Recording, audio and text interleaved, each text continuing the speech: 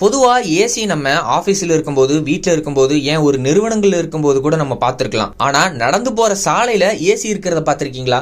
கேட்கவே ஆச்சரியமா இருக்குதுல்ல? ஆமா, இதுதான் உண்மை. உலக நாடுகளையே வேப்பில ஆழ்த்தி இருக்கு துபாய்.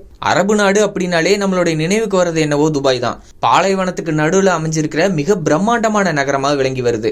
திரும்புற இடமெல்லாம் கார்களுடைய சத்தங்கள் தான் காதுகளை தொலைச்சிட்டு இருக்கும். மக்கள் நடமாட்டத்தை விட கார்களோட ஓட்டம் தான் இங்க அதிகமா இருக்கும். இங்க இருக்கிற மக்கள் எங்க போகணும்னாலும் வாகனங்கள்ல தான் போறதே விரும்புறாங்க. நடந்து போறத பெரும்பாலான மக்கள் விரும்புறது இல்ல.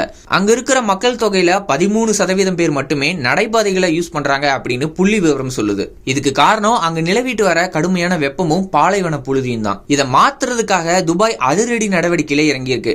வரக்கூடிய 2040 ஆண்டுக்குள்ள பாதசாரிகளோட சதவீதத்தை 13 இருந்து 25 உயர்த்துறதுக்கு திட்டமிட்டு இருக்காங்க. இதுக்காக 6500 கிலோமீட்டர் நடைபாதையை உருவாக்க இருக்கிறதா தெரிவிச்சிருக்காங்க.